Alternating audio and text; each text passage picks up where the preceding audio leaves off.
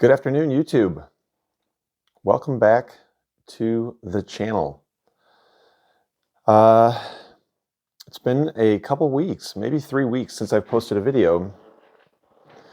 And the reason for that is because I've been working on several things, one of which you can see right now. There was a scenario that I really wanted to illustrate, and this would be related to things, CCNA, stuff that we've been talking about on this channel. But I couldn't illustrate that scenario in Packet Tracer, which is the simulation software that we've been using pretty much up to this point to do all of our labs. And so I thought that was a good time to explore CML, which is what you see in front of you, Cisco Modeling Labs. The reason that I couldn't perform the scenario or demo the scenario called a DHCP starvation attack in Packet Tracer is because actual packets aren't going from one place to the other on Packet Tracer.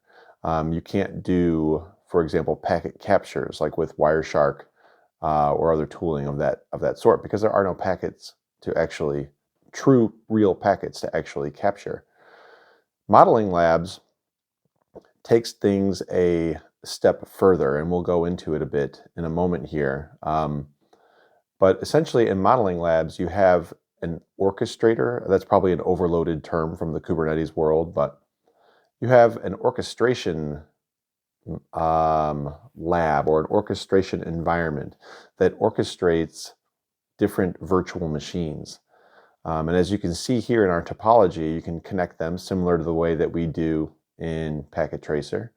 But these are virtual machines that can communicate with each other using true network communication, and we'll demonstrate that in a moment. They can also connect to your local subnet. So if you see here this external connection, it is turned off, but to get these hosts ready for this scenario, I had to upgrade various packages on the Showtop host here, and also download some libraries from the internet for some Python stuff that we're going to do. And so just wanted to point out that you can, in fact, expose these to the internet, the actual internet, and connect them up to receive a connection, either bridged or through NAT, from your actual device, your actual physical device that's not in this virtual world. My chair is sinking slowly. All right, so that's the quick rundown. Let's talk a little bit about the scenario that we want to cover today, which is DHCP starvation. DHCP, remember, is Dynamic Host Configuration Protocol. And that is essentially when you take a router or you have a standalone DHCP server, and that server will be responsible for doing various types of configuration, but most predominantly, I think, doing configuration, IP address configuration. So these two hosts are configured on their ENS2 ports, and whatever port will be on this one, to accept IP addresses automatically from a DHCP server instead of statically assigned IP addresses. They are dynamic, and they get them from a pool configured on this router in this case.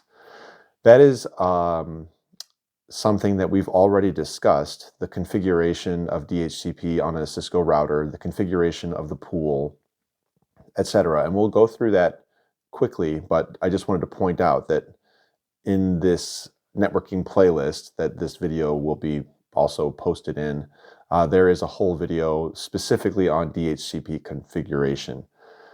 Now, that's not really what this video is about, although it's a big part of it.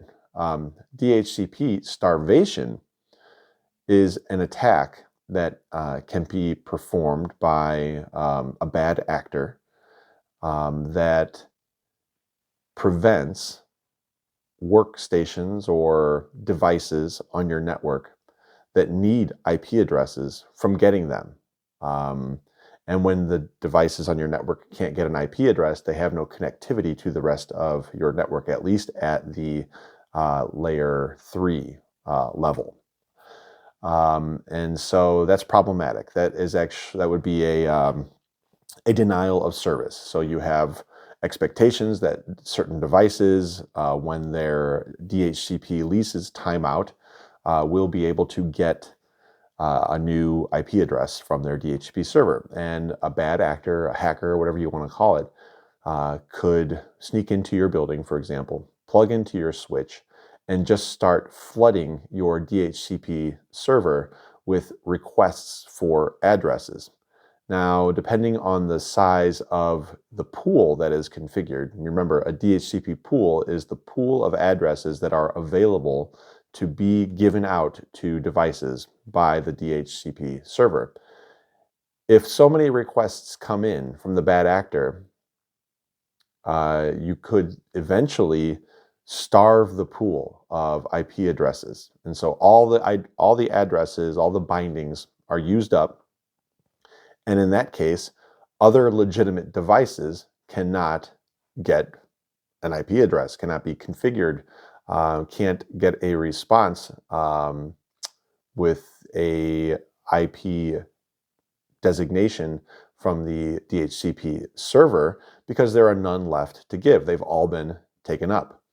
So what we're going to do in this scenario is pretend that Showtop sneaks in, hooks his device, laptop, up to the switch, and then we've got a special little Python script that we're going to go through that this device will run, and it will consume all of the available addresses on the DHCP pool on router 1, which is responsible for giving them out. And we'll demonstrate that workstation 1 cannot get an IP address appropriately, so the denial of service. All right, so we talked a little bit about DHCP starvation. Just a quick run through of Cisco Modeling Labs. Now, it admittedly took me a while to get this thing hooked up and running to the point that it is at now. I am on a Intel-based Mac, which I think is necessary. The later processors for more modern Macs, I don't know if they are supported yet for CML2. So that's something to keep in mind. Let me see if I can just pull up this window here. So this is running in VMware Fusion. So this is a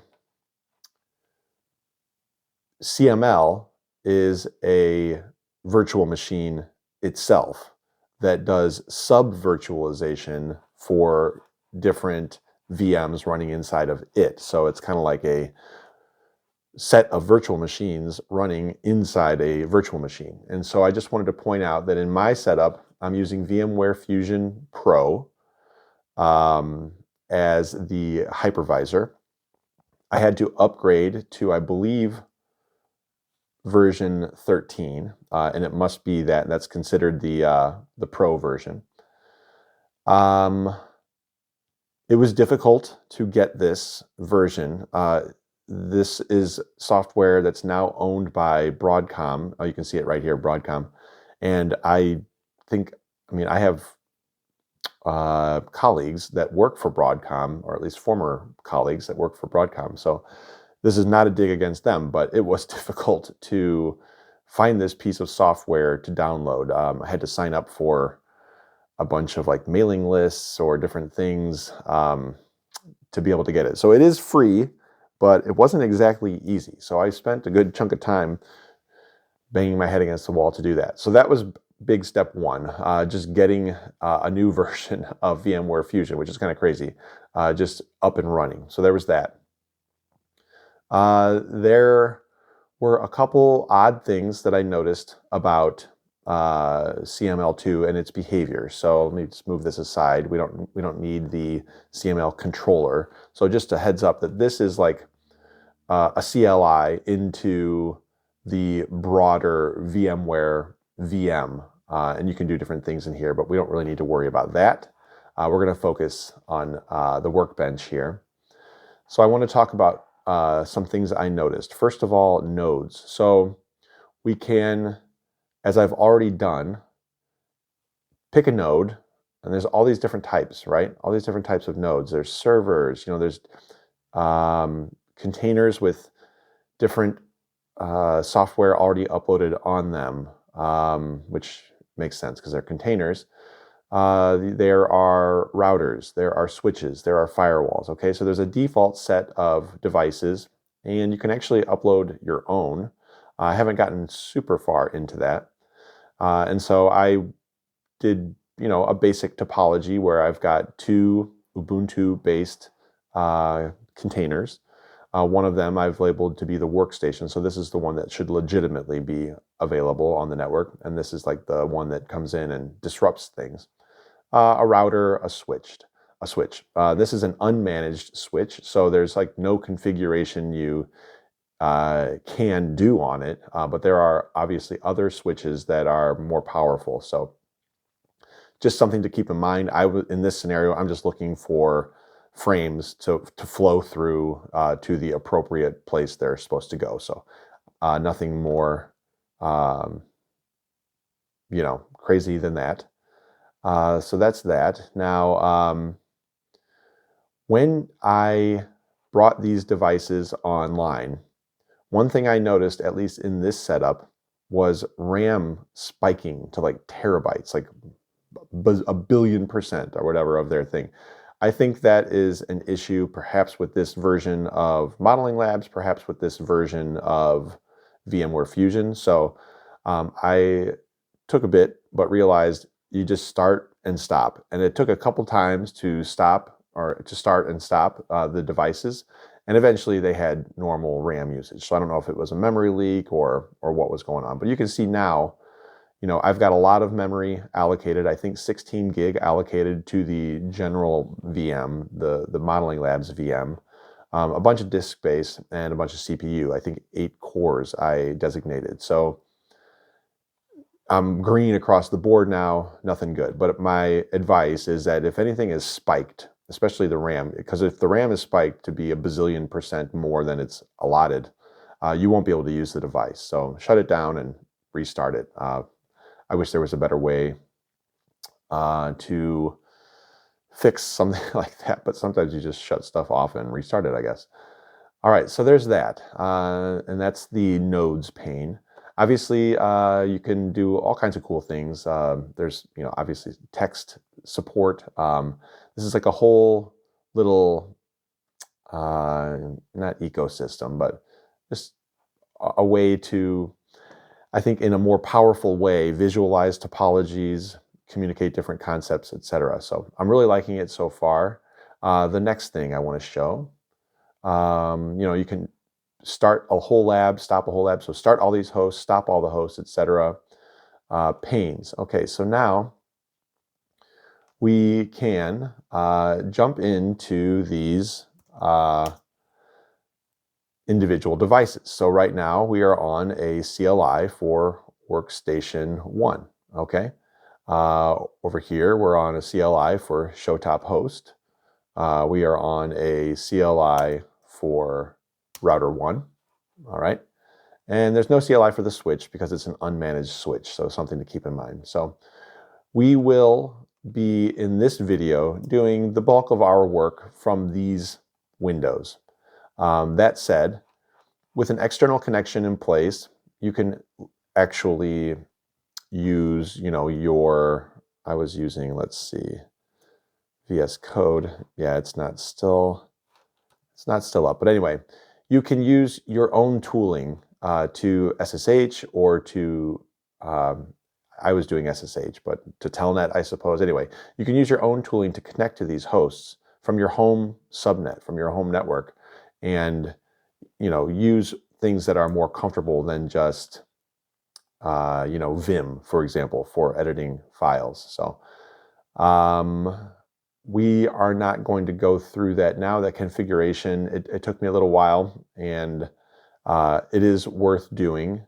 but I think it's going to be better to go and have a full video on how to do external connector. And there are already a ton of videos out there on this, but I didn't see many out there at all for DHCP starvation attacks in CML 2.9, which is what this is, or CML2 or CML in general. So that's another thing I wanted to point out. You can jump onto the CLI of these hosts, and this is a actual running VM, Cisco iOS, like we've been working with all along. En conf t do show IP interface brief, and we get various things, okay? So that's our router. External connector explanation, we did that, CML. Now the other thing I want to point out is this.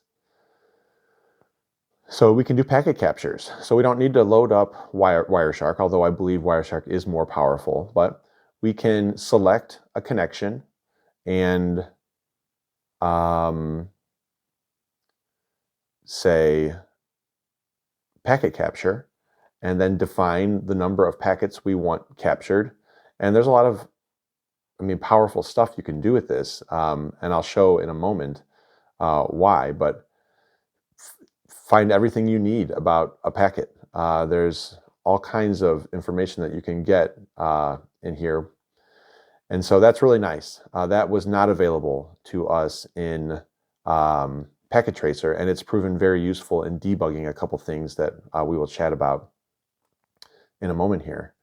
So let's get rid of this thing.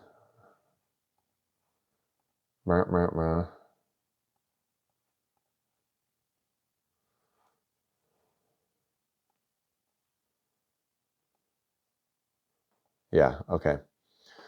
What's next? So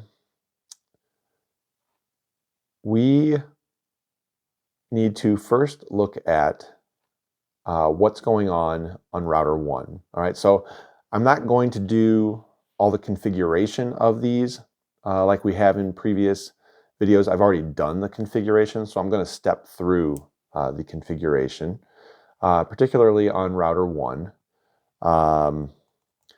And I want to say show IP DHCP pool, question mark. DHCP pools information. What do we have? All right, so we've got one pool called Starvation pool. It has one leased address out there, so it's already leased an address to workstation 1. I will show that in a moment. It's on one subnet, so 192.168.1.0/255/24.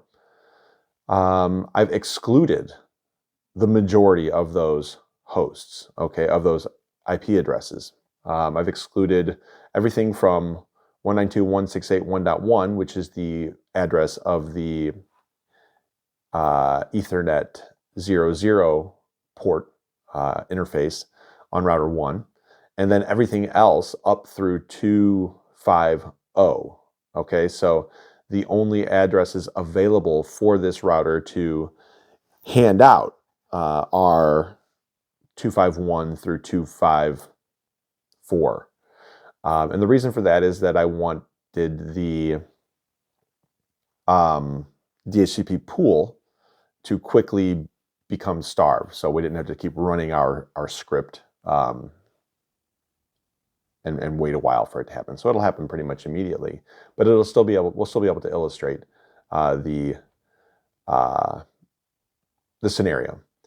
All right, so now I'd like to quickly let's do show our bindings. So let's do show IP DHCP binding table, and that will tell us what is connected, what has been leased an IP address. November 10th, 25, 5:41 p.m. I have, first of all, this is not the correct central time frame. So time, what is it called? Zone. not the correct time zone. So that would be something that I think I'd want to maybe adjust. But anyway, I've set the lease period to only be 1 minute. So the router will issue an IP address and then each minute it will recycle that. So that is to show us, what's going to happen if this attack is happening and the router drops its table of DHCP bindings or leases. We want to see that workstation 1 cannot naturally get one back because they're all full. It's been denied service. So there's that. And to clear, we can clear this and force workstation 1 to get a new one. So let's do clear IP DHCP binding star. So clear all of them. All right, that's going to happen. Now let's see if we can jump over to workstation 1 and just run IPA. What is the current IP address? All right, so it's still got it. Let's, and it might not lose it depending on what happens with the router. Let's do show IP. Okay, so the router is recycling the lease that workstation 1 has, and it's going to be the same one, 192.168.1.253. So nothing has really changed from the perspective of the workstation. It had an IP address that was from the pool, and that binding has been renewed. There is something interesting here that I was wanting to point out, and you can see this little note: figure out the error on R1 DHCP lease for Showtop's host. This is actually not from Showtop host. And to show you real quick how to change the text on these from workstation 1, you do that in this little box. Okay, so from workstation 1. So this is just a little curious thing. I was like, what could be possibly happening here? And what I think is happening is ARP resolution. But in order to demonstrate that, let's just go ahead and capture the traffic on this port, on this connection here. All right, so I'm going to clear this. I'm going to start a capture, and then we're going to do the same thing again. We're going to drop all the DHCP leases and force workstation 1 to get a new one, or for them to be renewed. And I want to see if I can figure out what's going on with that error. All right, so and in the meantime, I want to show what a packet capture looks like and how to do some basic triangulation of MAC address to IP address, etc., in a environment or in a topology that's simple. All right, so let's start the capture. We're going to go to router 1, and we're going to clear the DHCP bindings again. All right, and then we're going to have that continue. All right, so there's some stuff happening. And once we see this error again, this tells us client. Okay, so what is client in this scenario? Well, we were going to try to figure it out based on our packet capture. So let's let that go. All right, again, the same client, reason it cannot forward. I'm like, okay, what does that mean? Well, first of all, let's stop our capture. I think we're good to stop it now. Let's go back to the router and take a look at the error. So 52540080. So first I thought this was, I really wasn't sure what to make of this, but then it became clear. What's nice about this is that we can go over here, and of course there's no client. So I'm like, this doesn't appear in the log. I'm like, I don't understand how I'm supposed to figure out what client we are talking about in this error. And so what we need to do is break these up into colon. So if we break these up, okay. Now we're getting closer. All right, so from a source, which is the client in question there, we have ARP happening. So, and it's interesting. I just like this little info. Who has 192.168.1.1 tell 192.168.1.253, which is going to be our workstation. Obviously, it's the only thing connected. It's just interesting that that's how it shows up here. It's like, hey, tell this person who this is. It's sort of this orchestration happening by the switch. So anyway, that client MAC address, I think this is a MAC address, maps to an IP address. All right, so it took me a second to figure out that mapping. And now that we have an IP address, we can then go back and search a bit more for that IP address. And in particular, filter by protocol, let's look at DHCP, which is kind of nice. Okay, so, and filter by protocol again, DHCP. Enter. X. See, that seems screwy. I don't feel like it should work that way. Okay, good. All right, so within that little packet capture, we've got the request. All right, so a DHCP request to the router for an address. And let's just explore that a little bit. Dynamic host routing protocol configuration request, client IP address, magic cookie, DHCP message type, it's a request, client identifier, host name, is that on there? Workstation 1, yeah, so there's a lot of useful information in here. Now, do we get a response? Let's go ahead and clear this and clear this, and then we'll just search on only that protocol. Oh, it's still only the one packet in there. Okay, well, that's fine. So next up, and so the question was, why are we getting this error? I think it's because once we clear the bindings, I believe that the MAC address table for the router, for the switch, is also cleared. And as a result, ARP resolution must happen again. So the DHCP request comes in and the router doesn't have anything for workstation 1, and therefore can't respond with the new lease.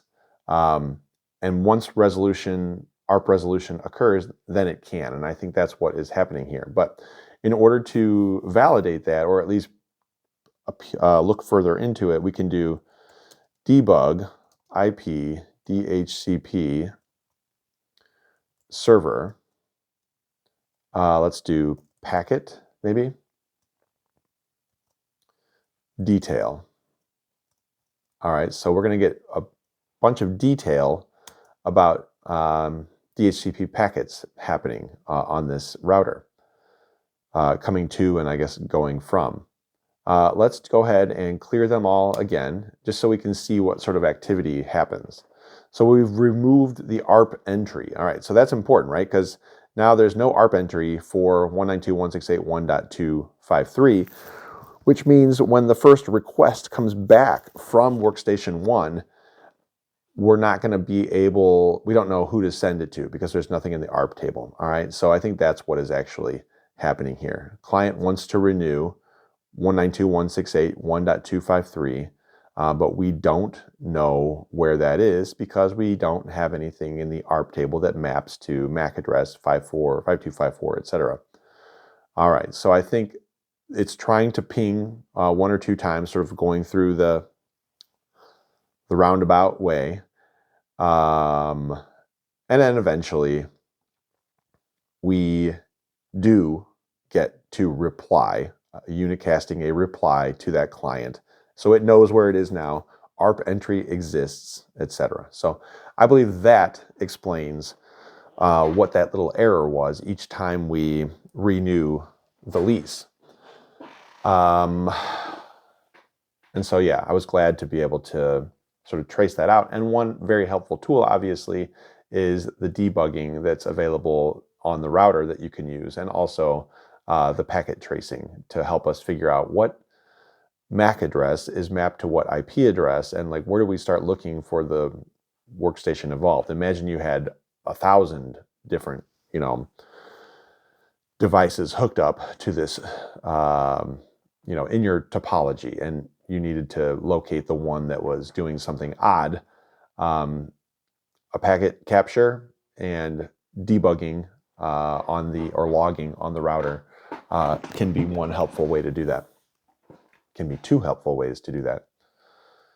All right, so let's turn that off. No debugging. All right, so now let's run through the starvation scenario. Let's run through the starvation scenario. Okay, so we've talked about what happens with DHCP, how DHCP is configured on this router, what's going on when workstation 1, times out and needs to request a new IP address or renew the same IP address that it had, which is what's really happening, I think. We've talked about all that. All right, so now let's talk about the attacker perspective, because in this scenario, this is exactly how you would want things to work. You would want your devices to be able to get their IP addresses seamlessly, which is what we just saw several times.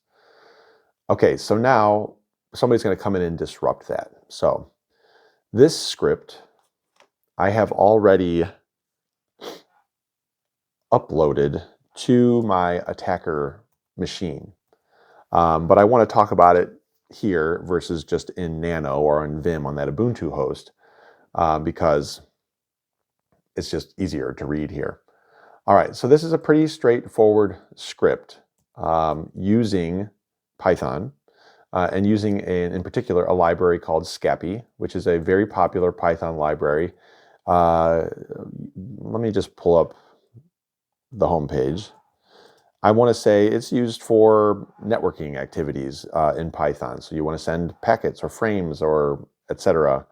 Scapy Python. Let's get the home page and bring it up. What is Scapy? I'll just read it. Scapy is a powerful interactive packet manipulation library written in Python. Scapy is able to forge or decode packets of a wide number of protocols. All right, so this is for packet manipulation, which you can see what is happening here. Let me just, what is this happening? Checking for IP addresses. Meaning of Scapy. AI is so nice now.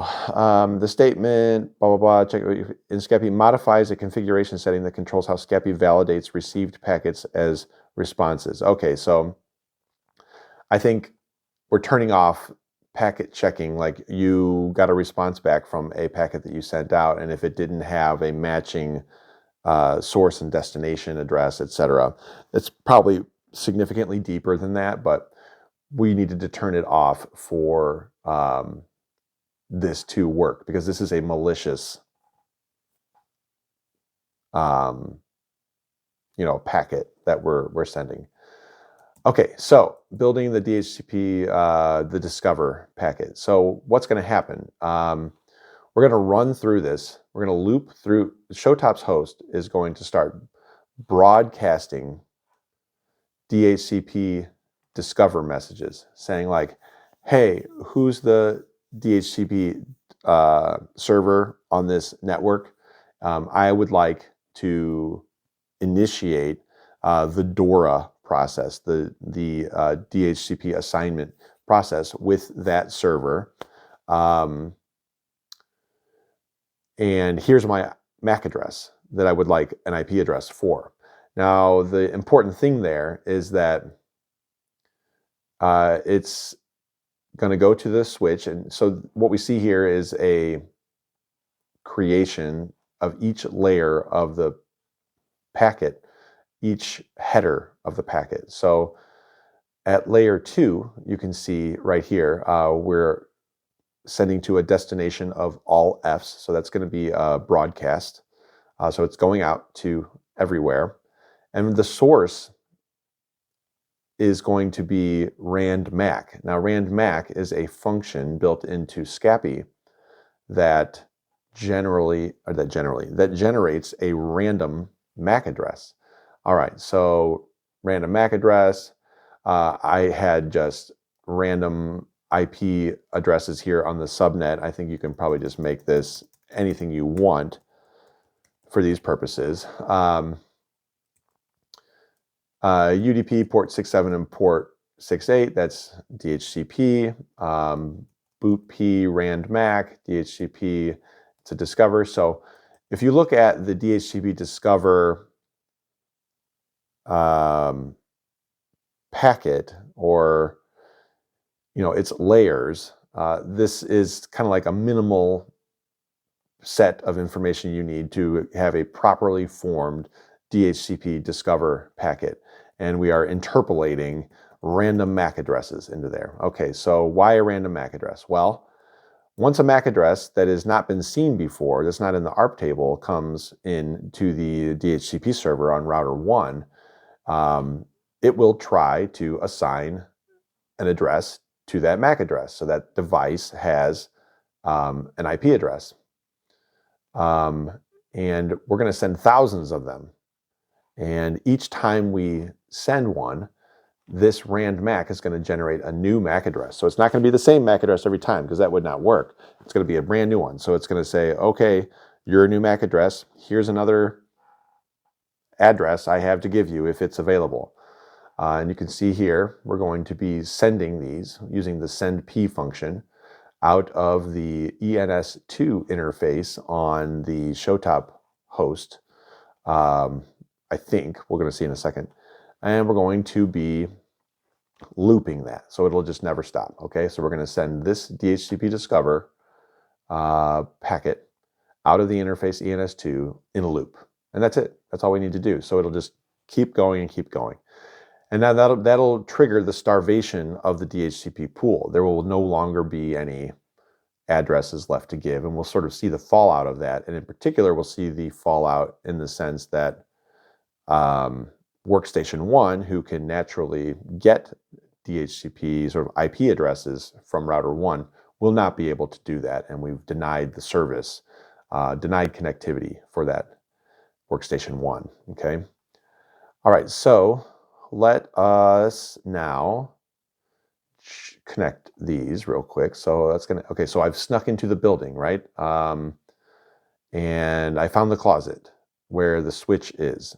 And I think the way this scenario works is that if you didn't have the proper tooling or security in place, you weren't running port security on your switch, etc., somebody could physically plug their device into your switch port, and if it was wide open and insecure, I think could quite easily execute this attack. So anyway, that's what we're doing here. I've snuck into the closet, ENS2 on Showtop host to port 1.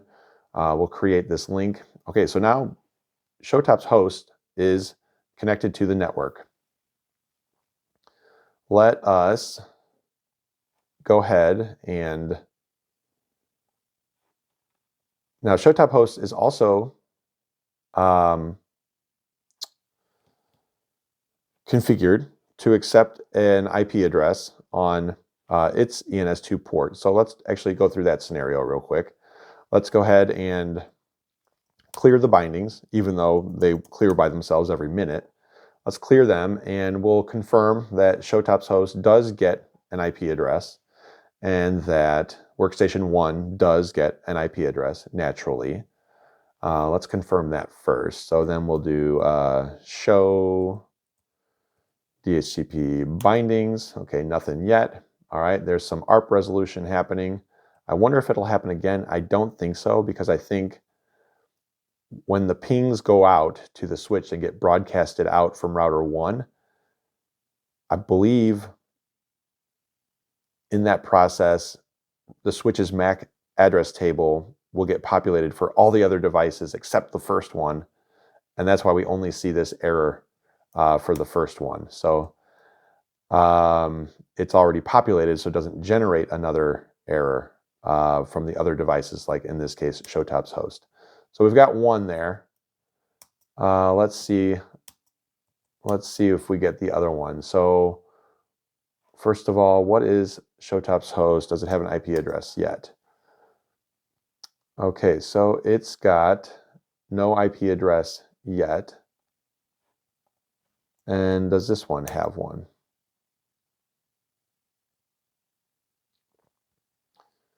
Let's see, is it doing anything? Router 1, show DHCP bindings. Okay. Workstation 1. All right, so Workstation 1 has an IP address, so it got one. Does Showtop host have one yet? No. What I want to do is on Showtop host, I'm going to bring down ENS2 and bring it back up. All right, so sudo IP link set down ENS2, and then bring it back up and see if this triggers receiving that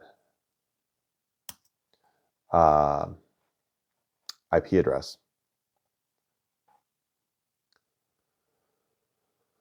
So it's in a down state. Yeah, so I think that's part of the problem, but it should be up now. And let's see, it has not yet gotten an IP address. It's still in the down state. And that's okay. Let's see if we, anything in the router. All right, still nothing else in the router. That's okay. So I'm going to look up real quick how to reset networking Ubuntu.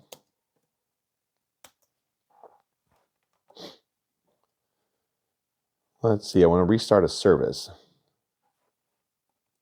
the network service. Sudo systemctl restart. And then what do we got? Network.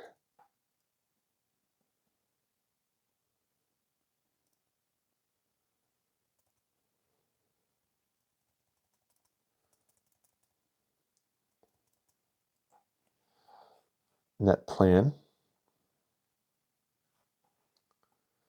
I'm going to actually look at what the net plan is. Cat etc sudo cat. So we want to see what's in etc net plan network.yaml.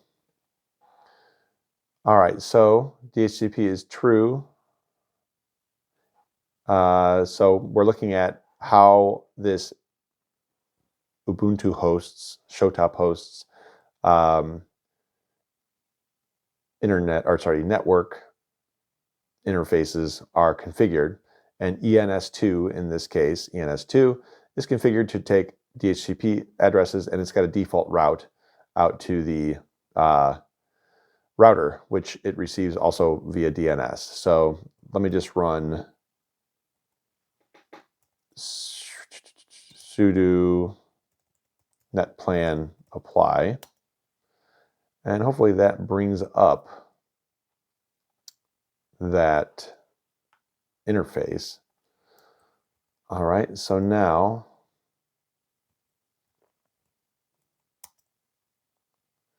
still down. Can I ping 192.168.1.1? Network is unreachable.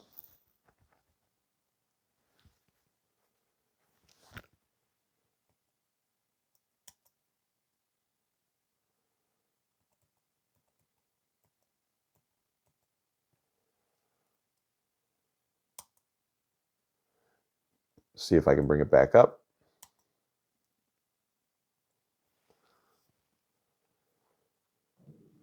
Let's see.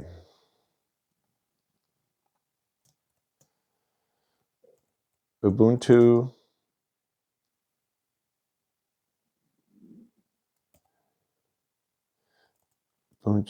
interface down won't come back up. How do we get it back up? Manually bring the interface up, run IP-link show. Let's see what that looks like. Sudo IP-link show.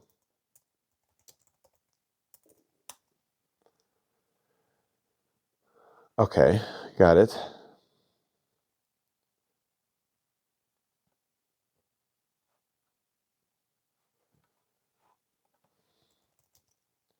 Sudo IP-link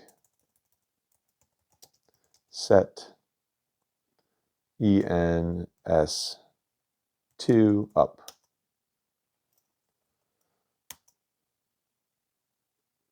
Mode down. So I don't know. I don't know why that's down, but it's going to need to be up for us to communicate. So I think we should reboot. Let me see if I can do that. Sudo reboot. All right, we're rebooting. We're rebooting the attacker host. Let's see how long is this going to take. Restarting the system. If we look at the nodes, okay, here's an example. 1.86 petabytes. So and this was the issue I was talking about earlier. So we're going to do stop and start for Showtop's host. I think this is just a bug in CML2. All right, so let's see. And usually the second time it is fine. And it looks like to be the case here. I think it's normal on boot up to get high CPU usage just because it's booting up. So that's something to keep in mind as well. Let's go back to the nodes, panes, Showtop host. All right, so it's kind of not ideal view. Maybe if I can get rid of this. And then from here, go to console and start the console again. All right, so it's still booting up.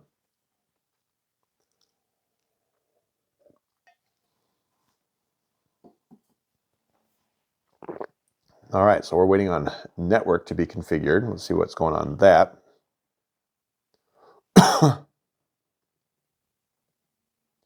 Starting systemd network D wait on. Okay, so that's something to keep in mind. Systemd network D dot service. That's for network configuration.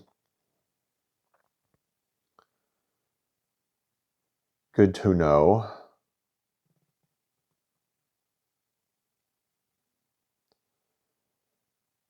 Network D wait online service start running.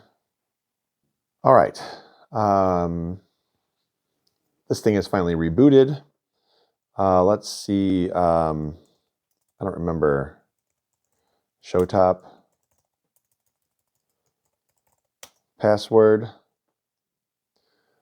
All right, so it rebooted. Do we have an IP address yet? No, we don't.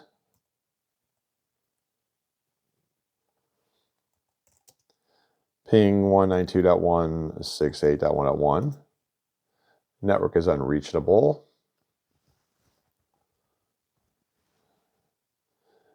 Showtop's host is not running. Link statistics. Okay, well, let's run it. Why wasn't it running? That's probably part of the problem. Now let's see if we can ping 192.168. Yes, we can. Okay, so that was a sort of my ignorance, I guess, to CML. I don't know why I needed to put that link up and then flip this switch to get it to turn on. Do we have an IP address now? Yes, we do. That I assume we got via DHCP. Let's see if we can check that router here. DHCP binding. We did. Okay. So we got one of the addresses in the pool. I'm going to see if I can I move this over? Yes. Okay, that's nice. Now we're ready for the scenario. Let's go on to Showtop's host. We're going to start our script. It's going to start blasting out requests from random MAC addresses for IP addresses to the DHCP server. And then we are going to then we will drop the bindings, and we will attempt to get a new one for workstation 1 while the attack is going. And I hope it won't work. I don't think it will. All right, so let's see here. We got our script. We do cat DHCP server.py. We can see the same script as here that we chatted about earlier. So I'm going to say Python 3, not 2, DHCP server.py. All right, and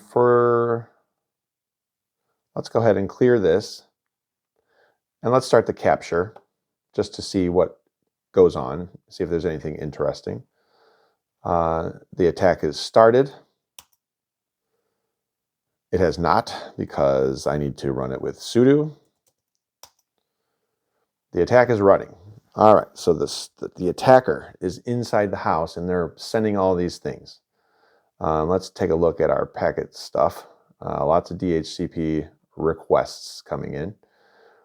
All right, so let's look at router. Okay, so we're already seeing messages from the router like, hey, people are trying to get leases for DHCP stuff, IP addresses, and the pool is exhausted. All right, so let's see if we can look at the bindings. All right, 4 bindings made to devices that are random. So let's drop the bindings. All right, and now this thing is just blasting the router. And then you're getting weird addresses. DHCP address conflict, server pinged. There's different weird stuff going on. Okay, so now workstation 1. Workstation 1 prior would, within about 30 seconds, get an IP address. And now if we say IP-A, it still has one.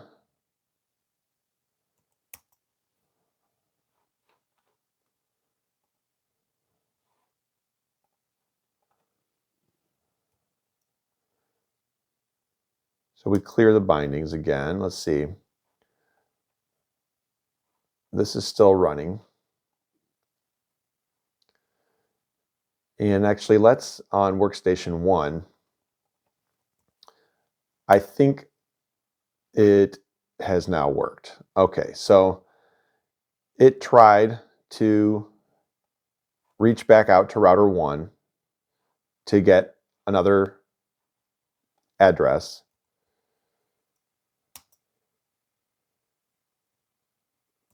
And was unable to. All right, so IP-A. Notice on layer 2, or on ENS2, no IP address, okay? No IP address. Unable to get an IP address. IP-A, nothing. IP-A, nothing. Can't get into router 1 to get an address because the pool is exhausted. All right, there's no more addresses to give out. The two were given out,